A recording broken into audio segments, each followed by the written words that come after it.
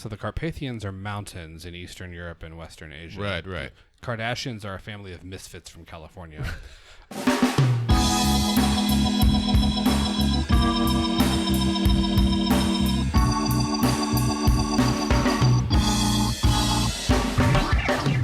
Hey everyone, and welcome to Let's Pod This. My name is Andy Moore. I'm one of your hosts. Across the table from me is the good doctor, Mr. Scott Melson. Hello, Scott. What's up, man? How are you? I'm ready to pod, dude. I'm ready to pod it. Let's do this. I'm ready to pod it. How are you? I'm well. It's Friday. We're recording a day later than usual because it's been a long week. Right, and good thing, too, because there's been actually a lot that has happened today. Big news, right. Right, exactly. Like, we would have had to put another, bumper, hey, guys, sorry, 20 minutes after we finished, all this stuff happened, so... I didn't even bother getting out a nice microphone. I just got my little, travel mic and held it in my hand very carefully and spoke into it. Can I tell you what I'm excited about? Yes, please. It is Friday. The weather is beautiful. It is so nice. Highs this weekend are going to be in the 80s. Chance of rain. Chance of rain. The high on Monday is, I believe, 79, last I looked. What do we do to deserve this? I don't know. Yeah, you somebody's living right. It's not us. It wasn't me. So not us. But yeah, man, I'm good. Had a good week at work. Things have been busy at work. Had some Kids have been sick. Actually, no. It's not been kids. I've had a slew of older patients that have had some stuff going on that's been pretty serious. That's taken a lot of time and just kind of trying to figure out what's going on. But those are cases that, as a doctor, on the one hand, you don't ever want your patients to be really sick, but they're also sometimes interesting. They're the cases that, as a doc, you're kind of really get your wheels turning. So. Interesting, yeah. All right, so today's episode, we had intended initially to discuss the Attorney General, what that position is, as kind of a follow-up to last week's interview with State Auditor Gary Jones. Yep. But current AG Mike Hunter is a little busy running for re-election, and it was just a busy week, and we didn't get around to it. We're working on getting Attorney General Hunter on the show. If not, then at least someone from his office. Yeah, maybe. Or someone who knows what's going on down there. To kind of Former talk AG. about what the AG does. Huh. I wonder if Scott Pruitt would come on the show. Oh, man. Talk about what it would be. We should, you know what? He's not doing anything. He's not. Can we just play his music the whole time? We should. You know what? I'm actually considering, should we reach out to former Attorney General, former EPA Administrator Pruitt and ask if he'll come on the show? And the worst he can do is say no. And talk about what the Attorney General does. I just want to hear him to say, "This is Pruitt Watch." Do you think we'd have to tell him about Pruitt Watch if we did that? Oh, I'm sure he would do his homework. I'm not sure he'd do his homework. I was going to say, are you? One would think he would do his homework. Are you really? Someone. Poor guy. He's had a rough time. Yeah. He really screwed up. We're also looking at, just because, if you've listened several episodes back, we have kind of a plan and a schedule, and one of the things that we're really focusing on over the summer and leading into the fall is trying to provide some education and context about what some of the statewide officers in Oklahoma, what these people actually do. So last week was with State Auditor Gary Jones. We're working on getting Attorney General Hunter on. We are also working on a couple, in fact, really great guests to talk about what the Lieutenant Governor does here in Oklahoma. It's a position that I think most people know we have, but I bet if you ask 10 people on the street, maybe one of them could tell you what the Lieutenant Governor does. Right. And so they're like the Vice Governor, right? Right. Exactly. So we're not going to talk about who we're looking at, but a couple options that we are actively in communication with people trying to set up. It's just a matter of getting schedules set. So we have sent our pigeons. We've sent pigeons, and they've come back even a couple of times. Yeah, and so once we have that finalized, we'll make an announcement on social media or something, and we'll have that to look forward to. So we are still plowing ahead, diving into the recesses of the Oklahoma Constitution, at one time the longest governing document in the world, to learn what our government does. That's right. And we hope that moving towards the general election, that we're going to have some candidates on. We'd like to have both candidates for a race come on, and so we will be sharing those as they come about. Also, I'm going to go ahead and I've got 4 quick announcements, if I may, before we jump into the news roundup. You may. Thank you. none of which are a point of personal privilege. These are all work-related. So first of all, if you are interested in joining the board of Let's Fix This, we are accepting some board applications. We have a few slots to fill. We've had a number of excellent applicants. We'd love to get a few more. And that will be posted on our website until the end of this month, until the end of July. Go to letsfixthisok.org, and it's board-applications. You can also click on the mission or who we are, about us, and there's a link to it there. You can apply online. That would be terrific. We'd love to hear from some more of you. I got one today. So that's that. Secondly, a reminder that in 2 weeks from today, on August 10th, we're going to have another tour of the State Capitol Restoration Project with project manager Trait Thompson. It was really cool. At our last one, we had a good crowd that came. It was the hottest day of the year, record-breaking heat. They shut down the entire outside portion of the restoration project, so we didn't get on the scaffolding. I don't think anyone was sad about that because it was like 113 that day. But the project manager from Manhattan Construction, who's doing the interior portion of the restoration, came on the tour. She was, Andrea is her name, and it was super insightful and just really great information about how they do what they do and why they do it. Also, Manhattan was involved in the construction of the Capitol originally in 1917. No, excuse me. I think they were involved in the construction of the Capitol in Guthrie, which was before that. And so, did they have the original plans?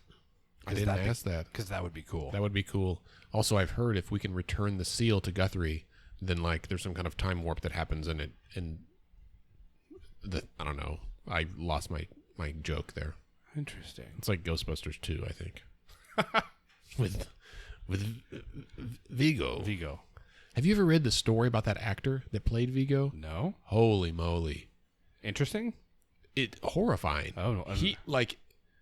He might actually be Vigo. Like he's as creepy as he seemed. Just a real, I want to say, and don't quote me on this, but you should definitely Google actor that played Vigo Ghostbusters 2. It's a story on Gawker or one of those, and it's about Googling as we speak. Yeah, or Gizmodo, one of those in that tribe of blogs. It's I like his dad. Like, he was in the circus, or his dad was like a circus person, and it was just lots of like abuse and substance abuse and really bizarre. It's a depressing read, but kind of fascinating. All right, that's way off topic. Anyway, August 10th, if you'd like to come. There's always room to talk about Ghostbusters. This is why I like you, my friend. Always room. My mic stand is not cooperating today. I may have to go handheld. Capitol Tour on August 10th. You can sign up online. Again, go to our website, letsfixthisok.org, or go to our Facebook page, facebook.com/letsfixthisok. Okay, We've got plenty of slots. First, his name was Norbert Grupp. Yes, that's right. But I think it's Groupie. But he was better known outside Germany by his stage name, Wilhelm von Homburg. He was a German wrestler, boxer, and actor known for playing Vigo the Carpathian in Ghostbusters 2. Aren't the Carpathians... No, that's the Kardashians. Nope. On Star Trek, there's a race, an alien race. But it's not Carpathians, it's not Kardashians. So the Carpathians are mountains in Eastern Europe and Western Asia. Right. Kardashians are a family of misfits from California. I don't know Trek very well. I'm a Star Wars fanatic. Oh, that's right. I have nothing against Star Trek. Please don't hit me on Twitter. But don't at me, bro. We'll find that out here when you're talking. I'll Google that more. It's Cardassians, not Kardashians. Oh yes. Now, what are the Cardassians known for? I don't remember. They are Cardassians were the dominant species in an interstellar empire known as Cardassian Union. They played a key storyline in Deep Space Nine, which is not my favorite. I'm a Next Generation one. I say I'm not a Trekkie, and I would not say I'm a Trekkie. I know Next Generation relatively well. I was always a fan of Jean-Luc Picard. Yeah, of course. I always felt like he was. They tend to be dominating and aggressive, even in social situations. So like the Kardashians. It's like a wolf pack.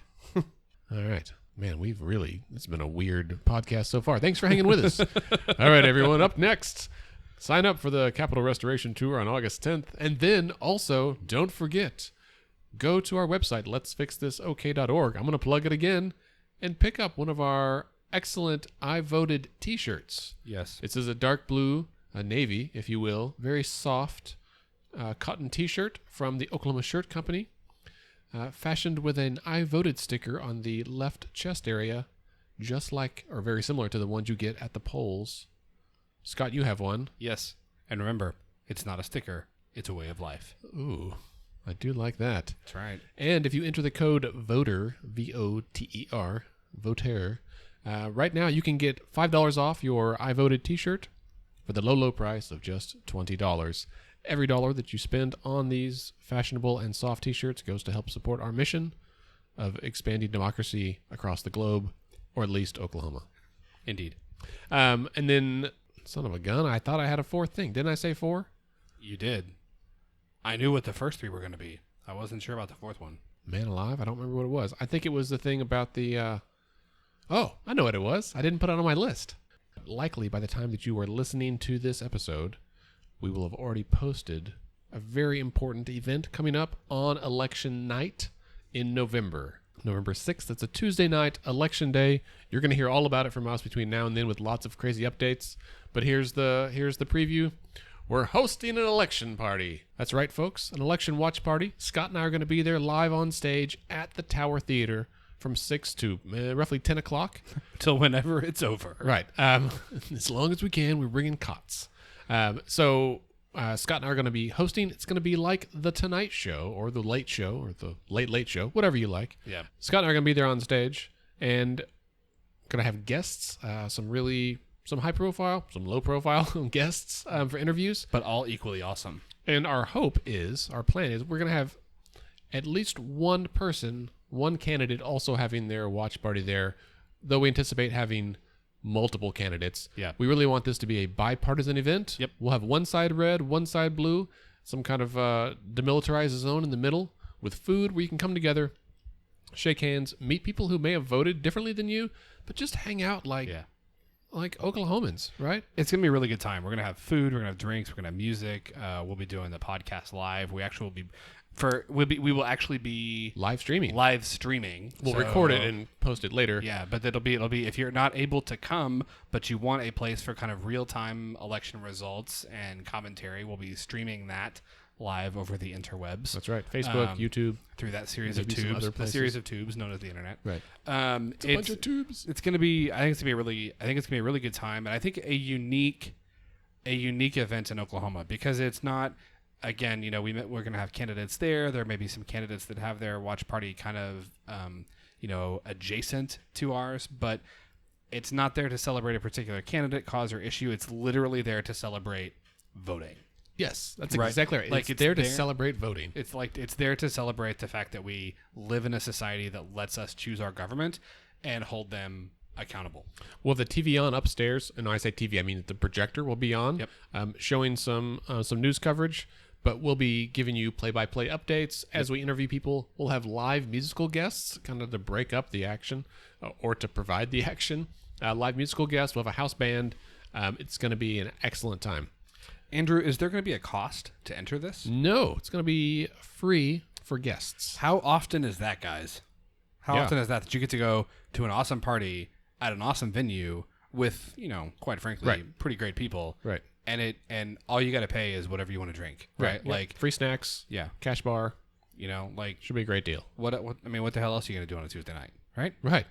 Also, this is a great chance, depending on who all is there, it's a great chance to meet some candidates and some elected officials because some of those folks are going to win. Yep, 100%. So that'll be really excellent. We look forward to seeing all of you there.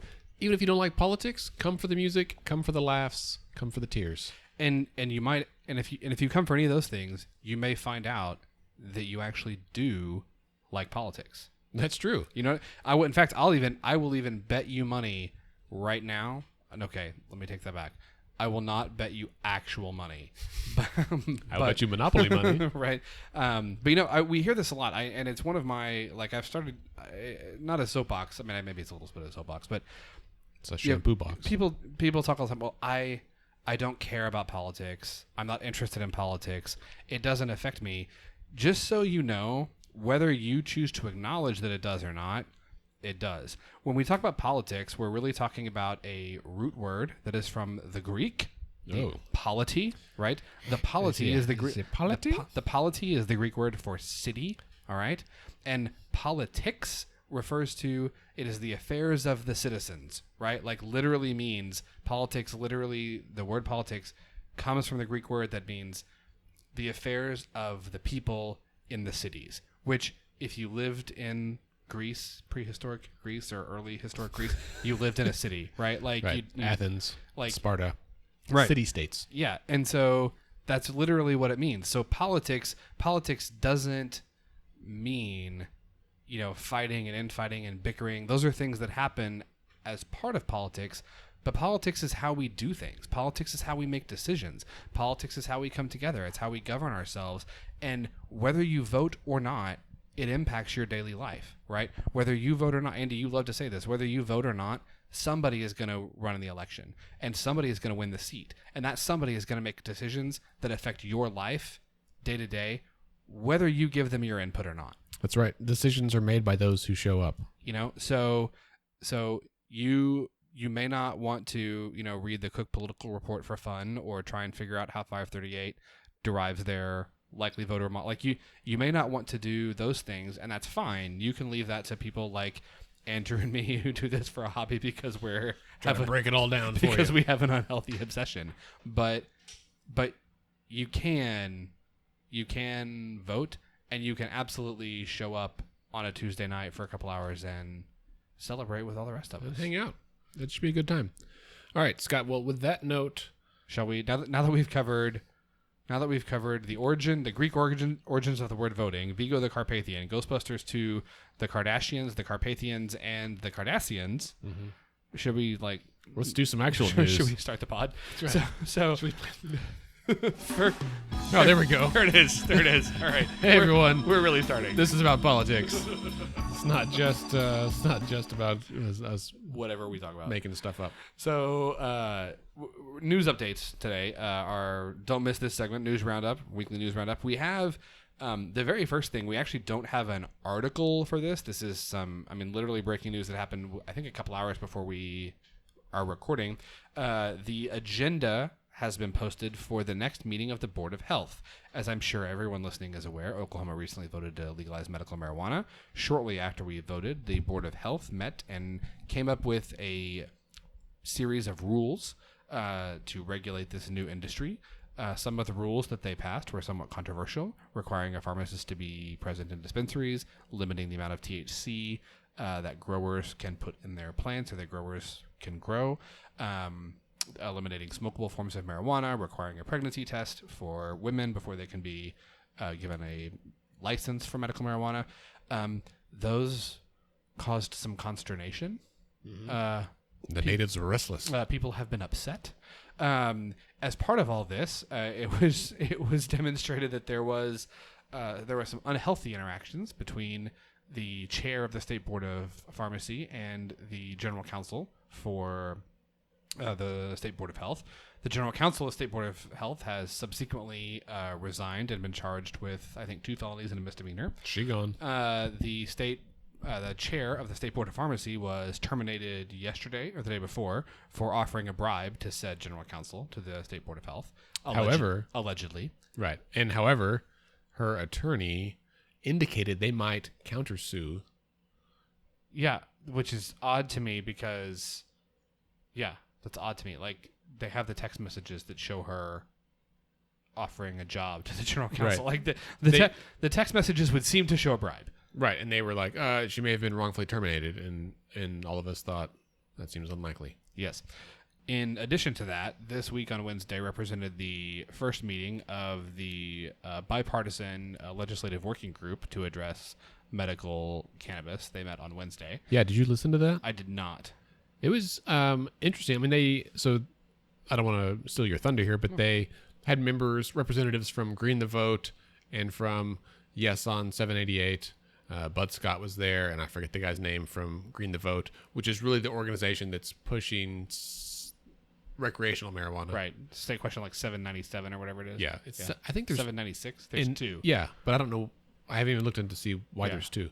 But yeah, so they were there. They provided a lot of context, particularly in relation to how these rules relate to other states. Right. One thing that I thought was interesting is that I guess California recently passed some new testing rules or guidelines. Okay. And ours were modeled after theirs. The problem with theirs is that no one can even afford to build the lab required to meet their testing thresholds. Okay. And so he's like, that's dumb for us to have that because they can't do it. And if California can't do it, we sure as hell can't do it here. Right. I thought, okay. Some context helps. Interesting. So that bipartisan legislative working group met.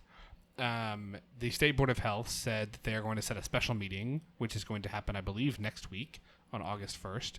And that meeting is going to readdress the rules that were passed a couple of weeks ago that caused all of this fervor.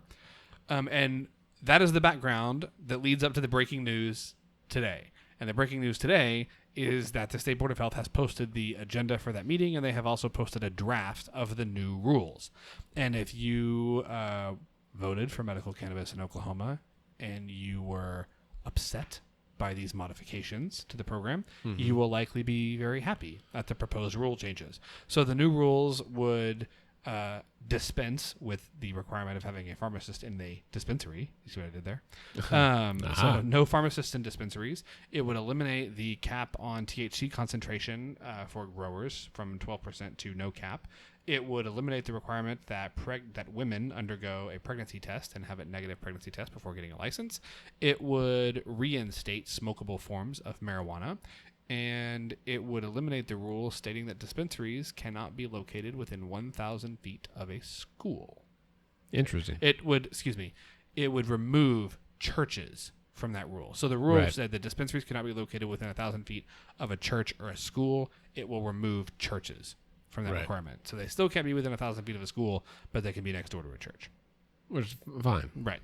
I believe those are the main rule changes, and those I think. And you can buy it on Sundays, right? Yes, and you can also buy it on Sundays. So those I think so you can address, leave church and go next door. Right. Those changes I think address all of the concerns that I have heard from proponents of the medical cannabis. Yeah, I think so.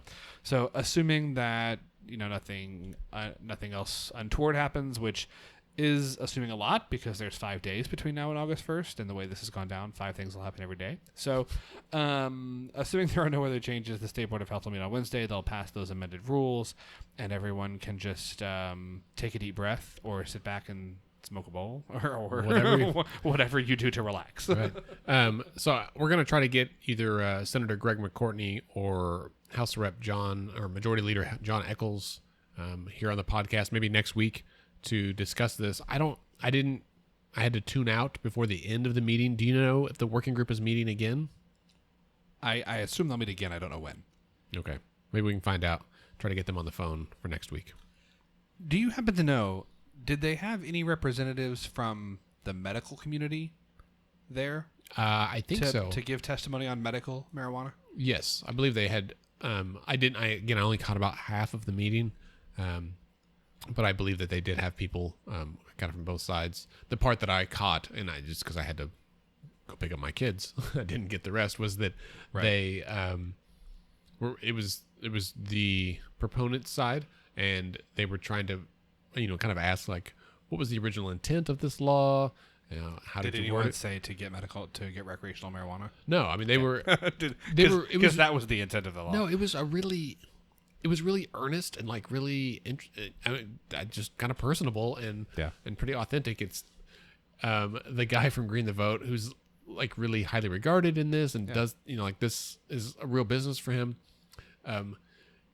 Just his manner of speaking was so disarming, and several of the legislators appreciated his candor because he was very professional, and a little bit he sounded. I mean, he was like. He didn't sound like a pothead, but he sounded just like probably the kind of guy that's into this. Like he was pretty chill and just like, I mean, he wasn't like, man, let's just. He wasn't the dude, but he wasn't like, wow, he wasn't wound up tight. Come on, Walter. If you don't know that reference, shame on you. And if you are feeling ashamed now, your assignment this weekend is to go on Netflix, Amazon, Hulu, wherever you watch your movies, and watch The Big Lebowski. That's just like your opinion, man. A point of advice: do not do the internet game where you watch The Big Lebowski and make yourself a White Russian every time the dude drinks a White Russian. Oh, right. Don't do that. I heard today in a meeting that some people were at a OU Texas watch party, and that they had a drinking game where you took a shot of tequila every time the television announcers said the name Bob Stoops, and this is during Bob Stoops' era. So by the end of the first quarter, everyone was like, "We got to quit playing this," and I was like, "Oh my gosh, I can't even imagine that." No, I don't think that seems like. You might as well just said you're going to take a shot whenever they use the word "and." Right. No, I've heard people play this game where with Big Lebowski, where you try to like either take a shot or like, I don't think it's even that you drink a whole White Russian. It's that you have to take a drink every time the dude drinks a White Russian. And I'm just gonna let you know that is a great, like, that's a fast lane trip down the road to hepatitis, right? Alcoholic hepatitis or alcohol poisoning. Like, please, like, I'm not being. This is not a read between the lines moment. When I'm saying don't do that, I'm actually saying, for the love of God, don't do that. It's also just a lot of milk, and we've all seen the milk challenge where you can't drink a whole gallon. Yeah. So that is your recreation, your medical marijuana update for the day. But as has become our habit and pattern here on Let's Fix This, our news article in our news roundup today is also cannabis related. This is recreational cannabis. There are 2 state questions moving forward right now.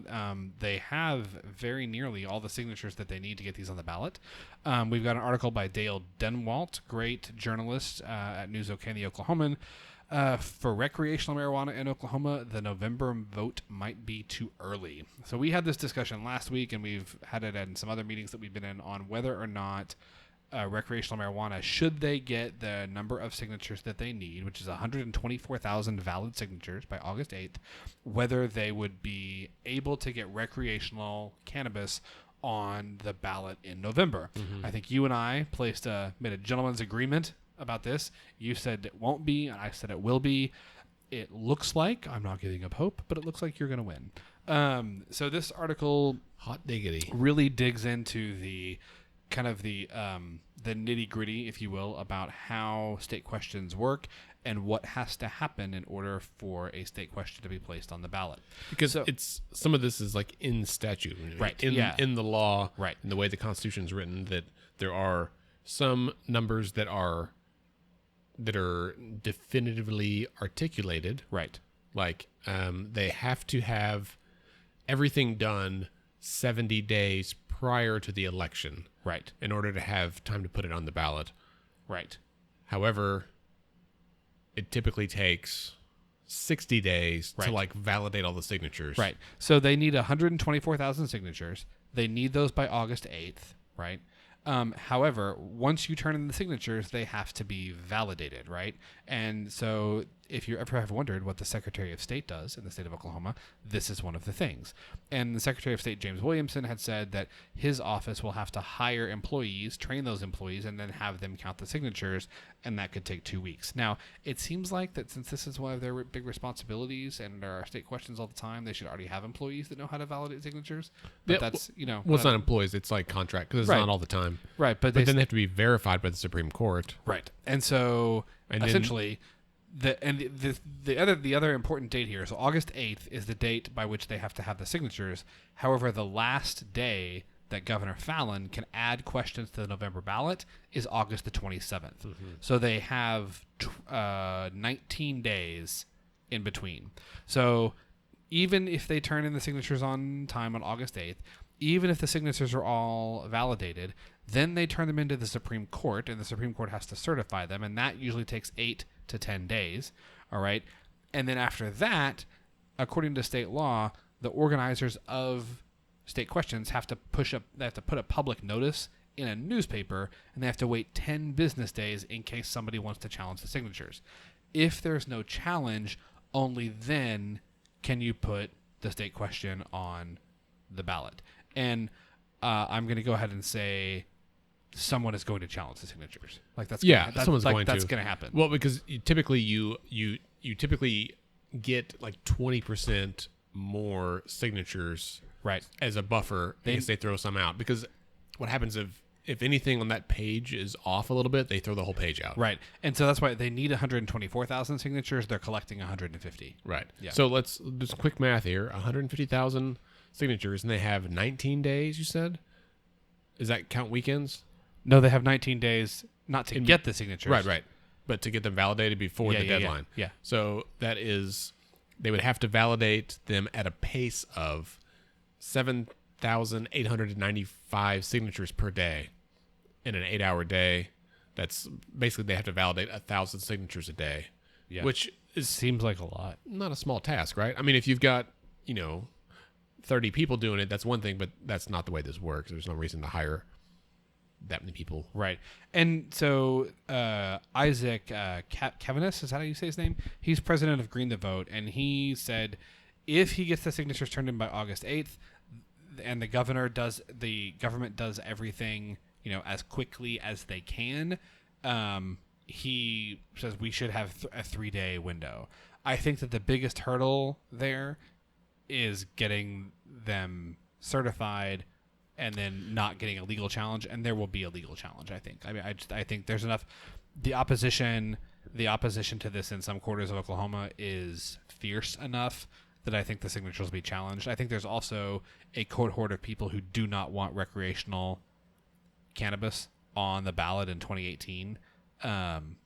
Well, someone will file it even if they don't care, right? Just to delay it, to get it not on this ballot, right? Right. That's what I'm saying. Is there's enough people who don't want it, even if they don't care about marijuana, they don't want it on this ballot, right?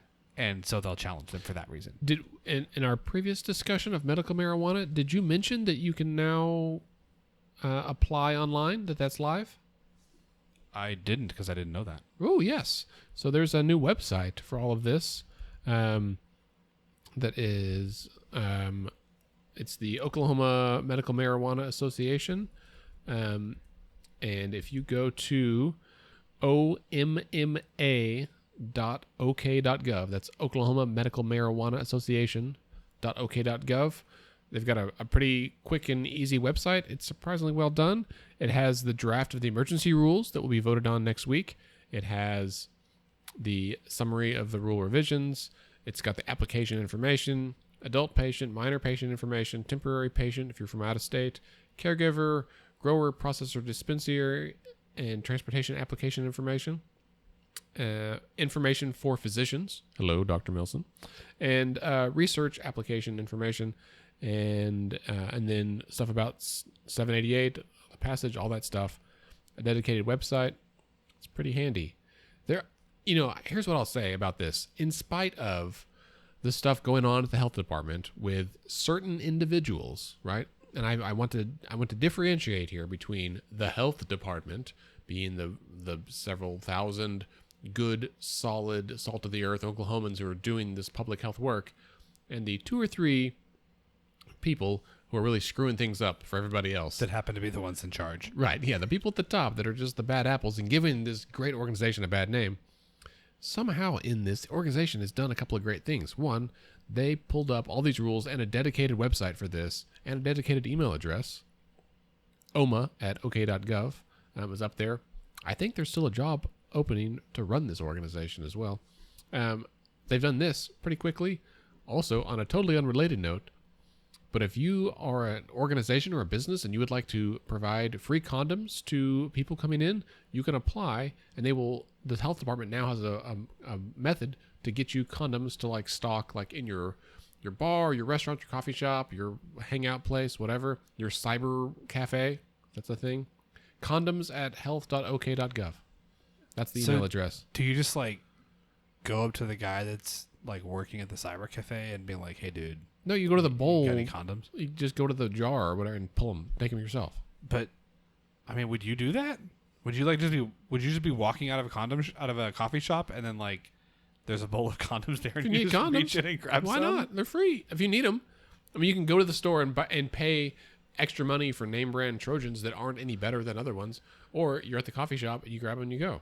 I don't like have an ethical or like moral problem with it. I just am. I mean, there are some stigma things, but if more people do this, then it's less stigmatized. That's more normal. I mean, that's 100%. I mean, not everybody's doing it, but like this is a normal part of life for every species on the planet. Oh no,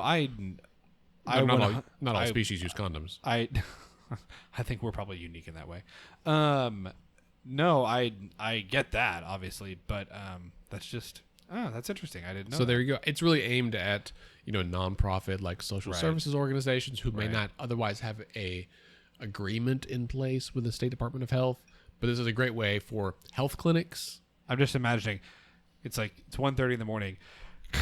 Attention everybody, we are about to take last call at the bar, so please if you need another drink tonight, come up and place your order, close out your tab. Also on your way out, grab a couple of rubbers. Don't forget to get a condom. Thank you. Right. But in a state that leads the country in teen birth, in chlamydia, syphilis, gonorrhea, these things, like, that's not a terrible idea. In fact, it's a pretty damn great idea. No, I don't disagree with you at all, like on the merits of like more people should use condoms. It's just that's interesting to me. Had never occurred to me that would be a like delivery method. I mean, here's to break it down, and we're way off topic now per the entire episode, but to break it down, like using your scenario, right? It's the end of the night, it's last call. You're at a bar, club, whatever, and you've had a few drinks. You're Ubering home with your date that you've met or whatever. Or your wife. Right. She's still your date. You met her sometime. Partner, person of interest. Whoever. Right. Anyway, you're going home and you think you might even get lucky, right? And you're a guy or a girl. Doesn't matter. Anybody can grab these, right? The smart, like, let's say you don't have any protection with you. It's not in your purse, your wallet, whatever. You don't have any at home. And you should use it, but you're not going to ask your Uber driver to swing by Walgreens so you can run in and buy a pack of Trojans. Yeah. But you might just grab a couple of condoms out of the bowl at the bar to go home and do the right thing and protect yourself and protect your partner. I totally agree. As I'm thinking this through, I feel like the restroom might be the best strategic place. Okay. Well, a lot of places might be able to buy they can buy a fishbowl. In fact, I think you can get them. They come like in a little, like a fishbowl turned on its side kind of. But like a container for them, put it in the bathroom. This thing has come off the rails. This is what I do for a living. Take things off the rails. That's great. That is, I think without question, that's great public health policy. Like I don't think there's any argument with that. And your point about the health department as an organization that is doing good work and that they've got. They have regulations in place to regulate, to establish and govern a brand new industry for the state within 30 days. I mean, that's impressive. That's not a small thing. No. And so I think said it couldn't be done. They do deserve to be commended. But all that to say, recreational for this November, probably not going to happen. Whether that's good or bad, is kind of really where you sit on the issue. But probably that's not going to happen. Next up, now that we're 45 minutes into the podcast, number 2 on our news roundup. Do you want to talk about Star Trek again? I mean, we can. I'll be a little bit out of my element, but we can talk about. We can go. The politics of Star Trek would be a fascinating episode. Dude, we can go Star Wars all day. No, Star Wars is different, but also there's a Federation and there's our next pod, Star Wars. What about Star Trek? I mean, it's fine. All right. We'll discuss this later. We have 2 articles. The first one for our next item is from News OK. Trade war threatens $208 million of Oklahoma exports. So we try to stay away, other than Brewer Watch, we try to stay away from major national stories here, not because those aren't important and not because they don't affect your life, because they do.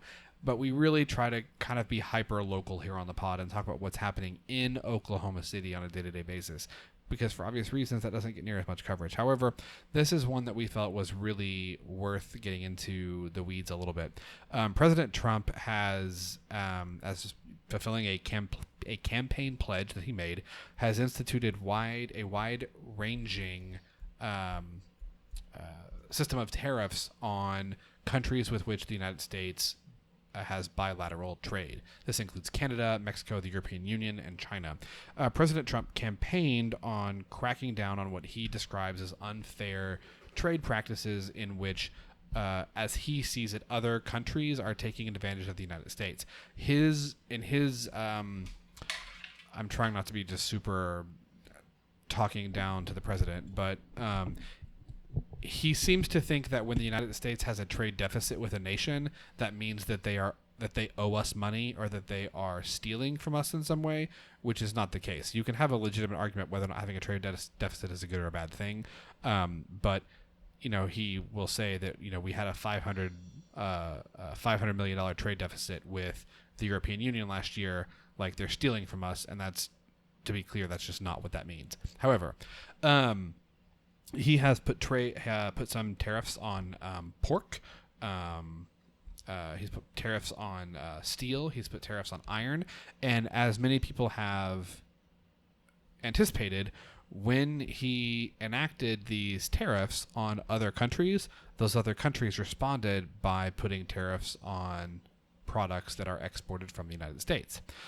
This is according to News OK. Right now, there's about $208 million of products that are made here in Oklahoma that are typically exported that are in danger of decreasing in value or not being able to be exported because of these retaliatory tariffs.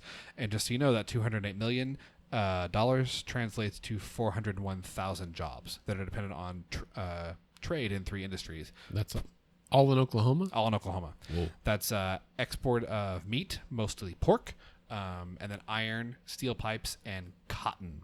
This is all according to the U.S. Chamber of Commerce. Roy Lindsay, who is executive director of the Oklahoma Pork Council, side note, when you go to the fair this year, and you should go to the fair, you need to go to the Oklahoma Pork Council booth, and you need to eat their sandwich. It's going to change your life. Really? Just letting you know. I had no idea. Oklahoma Pork Council. Roy Lindsay says we're an industry that's growing and rapidly all across the country, and that growth is, quote, all predicated on exports. Pork farmers export about 27.5% of their product. So when you can't export that, that means that you get a buildup of supply. And when you get a buildup of supply, Andrew, what happens? Prices go down. Prices go down. And if prices go down and you're a pork farmer, is that good or bad for you? Terrible. That's not good, right? The other thing... You can't bring home the bacon, as they say. Right. The other thing is that there are tariffs on imported steel. We have an industry in Oklahoma that is highly dependent on imported steel. Andy, thoughts on what industry that might be? Well, maybe the one that they're building the big metal rig thing that also uses a metal drill that goes down in the ground. You are correct, sir. Ding, ding, 100 ding. points for you. So pipeline infrastructure, refineries, drilling, petroleum extraction, all of this requires steel, and most of the steel that they use is imported. So, we heard, back in the spring when we were talking about going gross production tax from 2% to 5%, we heard a lot about how much that was going to destroy the energy industry in Oklahoma. I am curious if we're going to hear, now that imported steel just got a whole lot more expensive, how much we're going to hear from industry about what that is going to do to energy in Oklahoma. Yeah, I mean, such a weird deal because, it's an industry that I think that most Trump policies have had a pretty positive impact, and so all of a sudden now this happens, and now they've got to go to Washington and be like, hey, right, man, Mr. President, right, I know you're trying to do what you think is right, but let me tell you how it's hurting us. Right. Well, and just philosophically, if you're a Republican in particular, as I've talked about on the show, I'm a Democrat. I think of myself as, depending on the issue, I try not to be too broad a brush, but I'm probably fairly progressive by most people's stance. But when it comes to trade, I am firmly in the camp of trade. I think that free trade, by and large, is good for the economy. I think it's good for the world. And I don't think the tariffs are an effective way, again, when used as kind of a blunt instrument, I don't think the tariffs are a particularly effective way to kind of punish another country, at least not when they're being used the way that they're used here. And they're having, where our economy is doing well in Oklahoma right now, and this is a danger to it. And I'm just really curious, both from a policy standpoint and a political standpoint, how does this impact how does this impact the support that Oklahomans give the president? Number one, and in whatever way it does, if it does, how does it impact what the electorate looks like here locally and what happens in November? Right. Like, does that like if the tariffs lead to Oklahomans being less supportive of the president as a whole, does that change the voting patterns of Oklahomans as a whole in November, a year when the president's not on the ballot? I don't think people are going to pay close enough attention to this kind of issue. I think that you are probably right, except that farmers across the country are already feeling this. Like, it's been estimated that the soybean industry alone has lost $13 billion Right. from these tariffs. Well, I agree with that, but a lot of those companies are multinational farms, not mom and pop voters. True. That's absolutely true. But all that to say, check out that article on News OK. Related to that, this is a separate article, but we're kind of putting in the same subject line. There's an article from Politico that is talking about how the president, how his administration is planning to tackle this. And the short story is using two like commodity support programs that are in the Farm Bill, so they don't require authorization from Congress for new spending.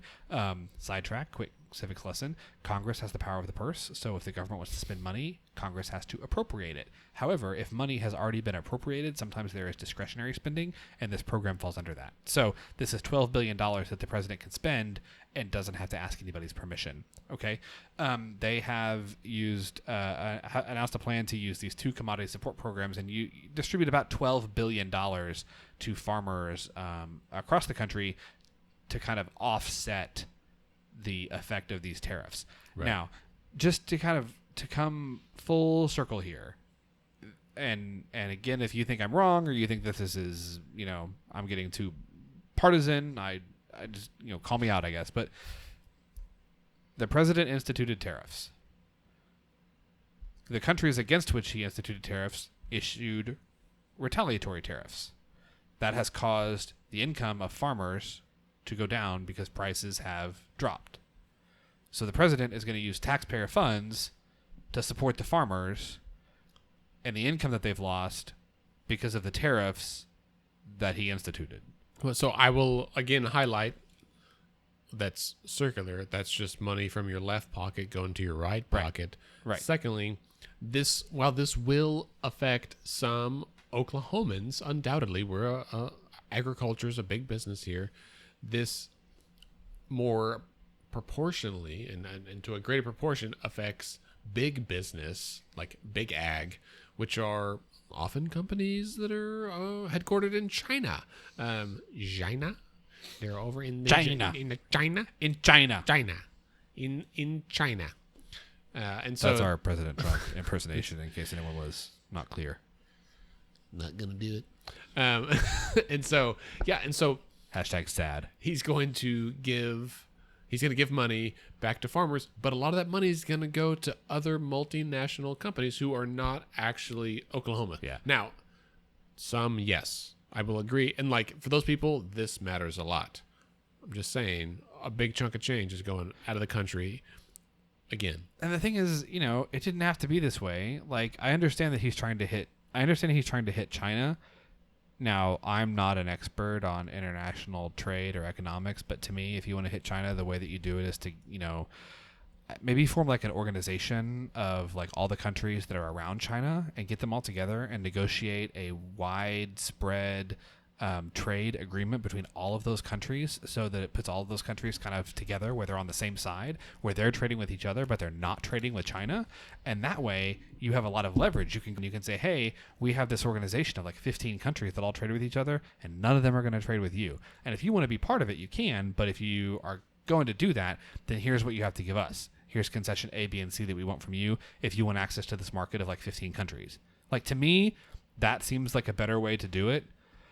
Just so everybody knows, there's a thing called the Trans-Pacific Partnership that we spent the last like 7 years negotiating. And didn't he get out of it though? Yeah, and that was the thing that President Trump ran on, was we're going to get out of the Trans-Pacific Partnership so that we can use tariffs to go after China instead of staying in the TPP and using the combined clout of 15 separate markets, including the U.S. and Japan, and use that clout to go after China. Well, but that's fine. I'm not convinced that he knows what he's doing all the time. Nor do I. That's fair. Nice save. But my decisions don't affect the world. 400 million people. The world. All right, so that's it for trade and trade subsidies. Next up, we've got an article from the Tulsa World. This is a short article, but I thought it was still worth mentioning. Guess what? Good news for the state of Oklahoma. We're going to put estimated $370 million in our rainy day fund this year. Currently, the balance is at $70 million because we've spent it down over the last 4 years. Well, spent it down several times. Yes, and have not made a deposit since 2014, I believe. Right. But we are estimated to deposit $370 million in the rainy day fund this year. Another kind of piece, another article, another piece of info that goes along with that comes from the energy index. The energy index is what is that noise? The energy index is published by Oklahoma Energy Today. It is a project of the OIPA, the Oklahoma Independent Petroleum Association, and the Stephen C. Agee Economic Research and Policy Institute. And the Oklahoma Energy Index shows that Oklahoma's oil and gas industry is doing pretty well, undergoing a significant period of expansion, drilling a lot of wells, hiring a lot of people, strong gains in crude oil prices. Index has grown by 14.3% from 1 year ago. Industry added 2,000 new jobs in May. Whoa. 2,000 new jobs in May. 9,000 jobs in the last year. That's a big deal. It is a big deal. What I don't remember. So in the I don't believe you already, but go ahead. In the spring, we were having a discussion about needing new revenue to pay for classroom expenses and a teacher raise, and part of that discussion was increasing. There was a tax we were going to talk about. That was the gross production tax. That's right. Scott. It was the gross production tax on oil and natural gas. Yeah, that's right. And we talked about increasing it from 2% to 5%. Yes, quite right. I feel like there was, there were some people saying that if we did that, that would just be like the death knell for energy in Oklahoma. Yes, well, Scott, there was some consternation concerning the gross production tax. There was members of the industry that thought that it would be quite the death blow, if you will, and indeed it is not. Well, we did it, and they hired 2,000 people 2 months ago. 2,000 humans toiling away in the fields of western Oklahoma. Or sitting on computers. Also, very smart people, landmen, if you will, analysts. So we included this just to say we increased taxes, and Governor Fallon, as well as I believe State Treasurer, said that the bulk of this $370 million that we're supposed to put in the rainy day fund this year is coming from new revenue. It's not just from the fact that the economy is doing better. Most of it is coming from the fact that we raised taxes, and so there's new money coming in. And simultaneously, while that was happening, the energy industry was also doing gangbusters. So all that to say, we can have the gross production tax at a reasonable level that funds state core services, and the energy industry can make a shit ton of money. Both of those things can happen at the same time. It can. However, Scott, I will caution you to not get too optimistic. As we know, sometimes the price of oil goes up, and other times it goes down. What is this voice you're doing? I don't know. I really intended to do this week new. The entire time with an accent of some kind of funny voice. But don't I sound smarter? I'm not against it. I'm not saying that it needs to go away. I'm just saying that I didn't see it coming. Perhaps next week we speak about the politics of Star Wars or Star Trek entirely, and we both speak with voices that are not our own. I will tell you that I have a reputation as being really bad at accents. I do accents, but the thing is, they all tend to come out as German. Oh, that's right. Or Russian. That's all of yours do. No matter what accent I'm doing, they're all German or Russian. But we could talk about Star Trek. What if next week It's Star Trek politics. Now, see, this is your Captain Kirk, right? It was a terrible Captain Kirk. I need to work on it. I've never done it before, so that was the first go. It's never good. It's our next. That's our next podcast is in 2 weeks. Scott and Andy's interpretation and impersonations. Next up, I'm only going to talk about this. This is going to be really, really brief because it's a really long article, but it is 100% worth your time. This is by Brianna Bailey at The Frontier. Please check it out. A mind-blowing. Yes. Get some tissues. Yes. Go ahead and get ready. Yes. Settle in, because this is going to make you want to join the fight. Yes. This is seriously, please, read this article. It's called The Meat Man versus the State of Oklahoma.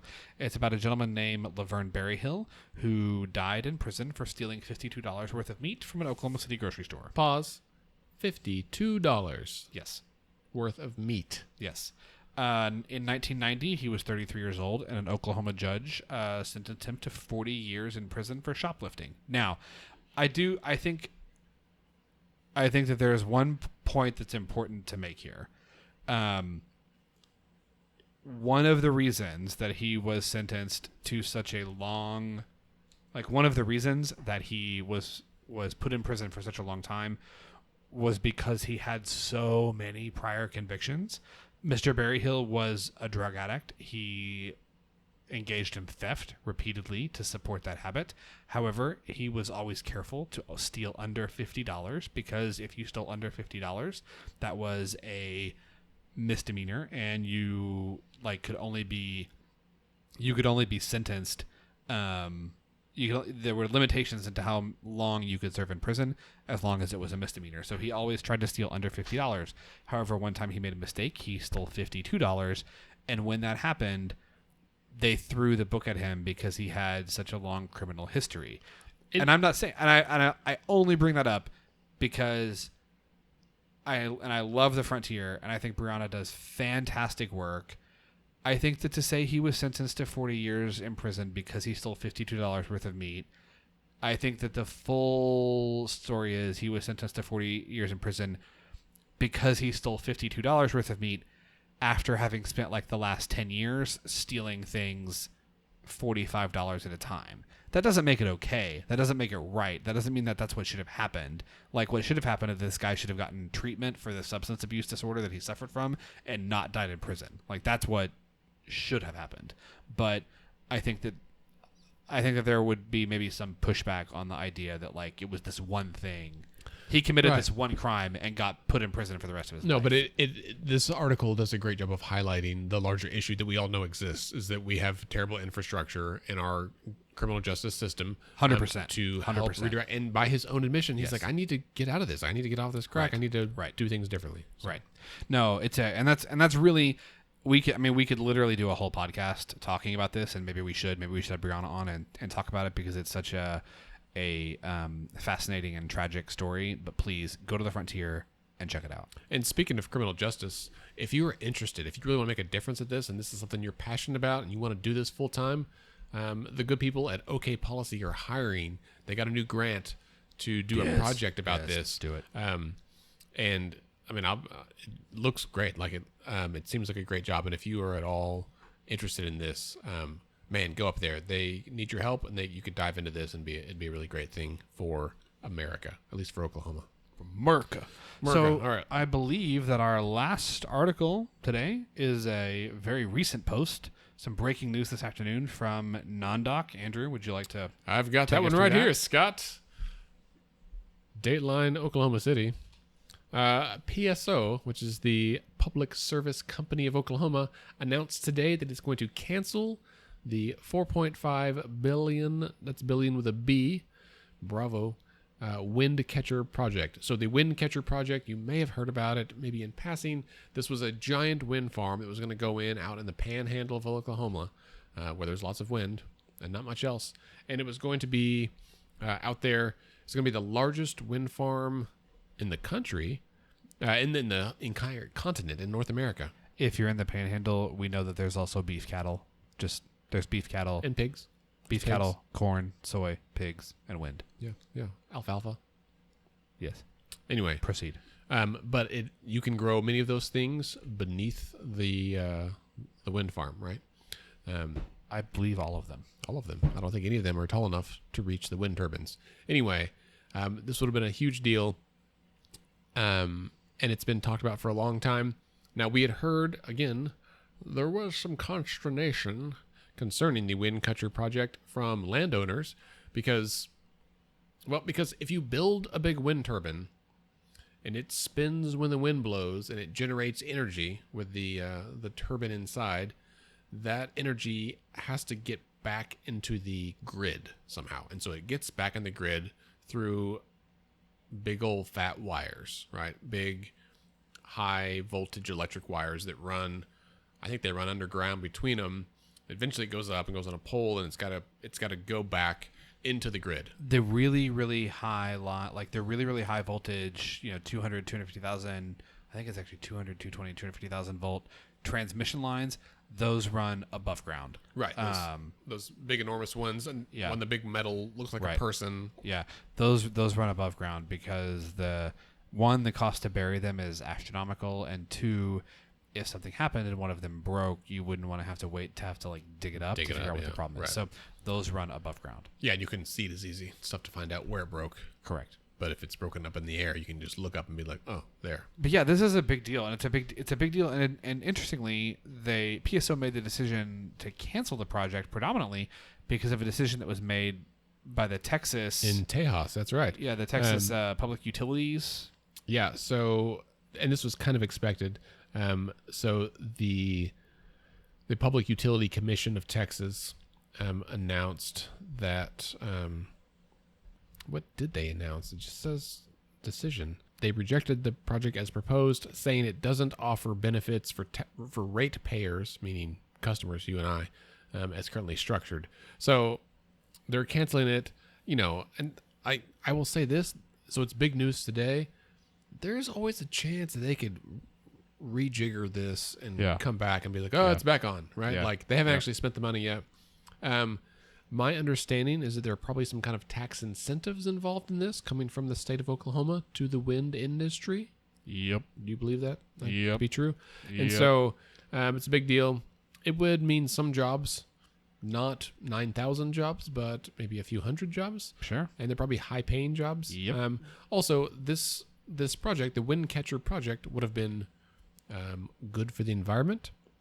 It would have been good, and my understanding also is that some of these wind companies are also owned from international, multinational companies. So yes. It might not have been, not all the wind is from here, but not all the energy or all the money stays here. Got news. Some of the biggest oil companies in Oklahoma have significant investment from offshore multinationals. Boom. So, well, and also some of the some of the wind companies like this, in order to build the wind farm, you gotta have trucks, you gotta have energy, and a lot of that comes from oil companies. And so that it could have been a boon both ways. So I mean, this kind of gets to my overall argument concerning tariffs and trade.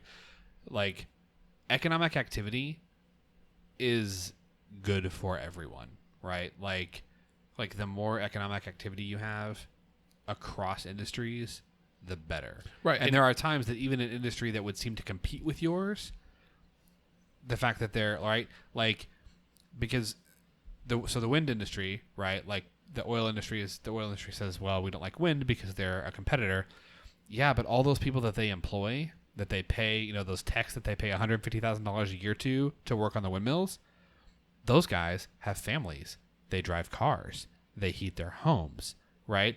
And when they buy that SUV that burns twice the gas that their older car did, that benefits oil and gas, right? Like, the economy works together. So I know there were people that were opposed to Windcatcher. There were people in favor of it. I think anytime your state has the opportunity to have $4.5 billion in investment, even if it only creates, a few hundred jobs that are permanent, I don't see how that's a bad thing. Hey man, tax money's tax money. Yeah.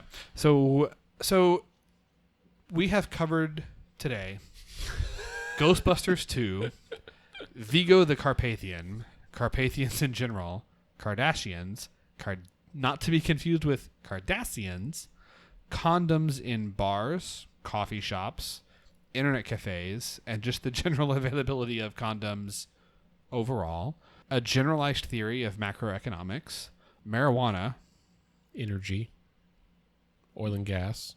marijuana again, nothing about Scott Pruitt other than seeing if we can get him on the show. I feel like that's a pretty full day. We didn't have a Pruitt watch this week, did we? I mean, I've got an article that we can use if we want to just keep the streak going. I mean, do you have it pulled up handy? Because I feel like the only thing this episode is missing, aside from my kitchen sink, is maybe a brief Pruitt watch. Let's get our music, dude. It's right here. I'm on it. I've actually added 2 new sounds to our soundboard while you were talking earlier. That's amazing. So, from the New York Times, we have a piece that talks about how the new chief of the EPA, the gentleman that now has the job that was held by Administrator Pruitt not that long ago, Andrew Wheeler, has reversed the final policy act of his predecessor, Scott Pruitt.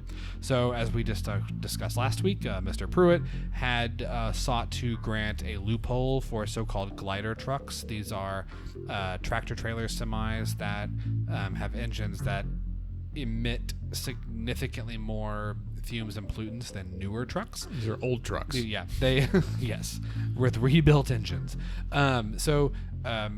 Mr. Pruitt had put in place, or had basically tried to allow for an exemption to a rule that said you can only manufacture 300 of these trucks a year.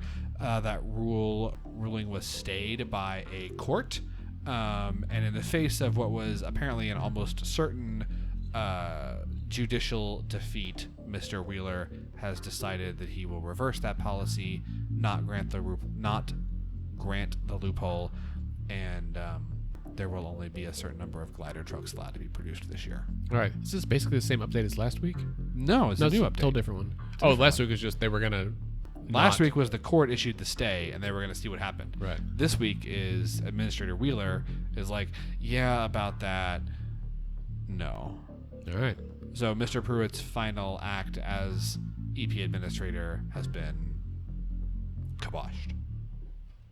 All right, well, there you have it, folks. Consider yourself to have watched Pruitt. That's right. I believe that's all we have. Scott, can you think of anything else possible? No, man. Just everybody plan on coming out in November 6th, Tower Theater, 6 p.m. We will be there. I really do I think it's gonna be a good time. We are already working on guests. We're working on kind of the AV, like what the presentation will be like. Working on food, drinks. We want as many people possible as there. I don't know what the capacity is at the Tower Theater. 7,000. But I want it to be. I want people turned away at the door because there are too many of you guys there. Should we have a raffle? Some kind of raffle. Yeah, deal done. We'll have a raffle. We'll raffle some T-shirts. Yes. Ooh. Okay, I've got one more thing coming soon. We're gonna have some Let's Fix This lapel pins you can purchase if you want to wear it. Wear your little red button all the time. They are an enamel, soft enamel lapel pin. If you like Nathan Poppy's Poppy pins, these are the same company. It's a great deal. I have an unhealthy level of excitement for these lapel pins.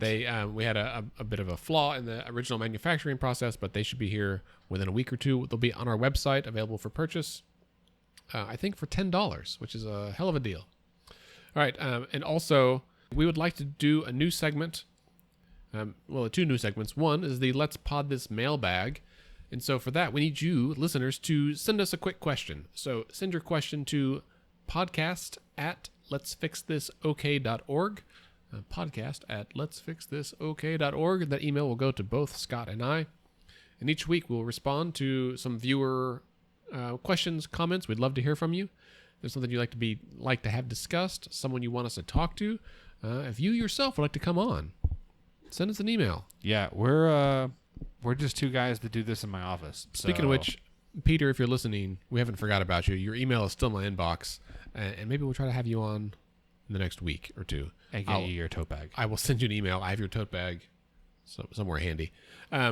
Secondly, we're going to start including a question for you, and this is how it's going to work. Starting next week, because we're not prepared right now. Starting next week, we're going to give you a reader question. This will be early on in the episode, top of the episode. Question for readers for you to respond to. And you can respond on Twitter, on Facebook, or via email. We'd love to kind of get your responses, and we'll share some of those and make this a two-way discussion. Because the other podcasts you listen to, they're not hearing back from you. It's not a two-way thing. We want this to be a two-way thing. Why? Because we're all in this together. We're all Oklahomans. I think that'll do it. I think this is a Ghostbusters theme. Yes. This is the new version by Walk the Moon. All right. We'll wait for it to kick off. If you've never seen Ghostbusters, you need to make that happen. So good. The first one is definitely better than the second one, but they're both excellent. But Vigo, the Carpathian, is in the second one. Yeah. All right, it's the end of the episode. Hit us up on Facebook, Twitter, Instagram. Let's fix this okay. I'm just going to fade this out here. All right, that's all we got of that. You want to hear Ghostbusters? I like Ghostbusters. Well, for today. There's a lot of posts to do on this episode. I'm going to have to... What is this? All right. There's a Pentatonics version? Oh, damn. I'm sure it's great, but no. Yeah. All right. Anyway, hit us up on Facebook, Twitter, Instagram. Let's Fix This Okay. And it's let'sfixthisokay.org. Scott is at SC Melson. Andy is at AndyOKC. Member of the Mostly Harmless Media Network. Our theme music is normally provided by Sugar Free All Stars. Today we're stealing it from Ghostbusters. Nonpartisan, nonprofit organization. We want you to vote. We want you to show up on November 6th for our post-election party. Tell your friends. Bring them to the polls with you. Bring them to the Tower Theater with you at 6 p.m. See you next week.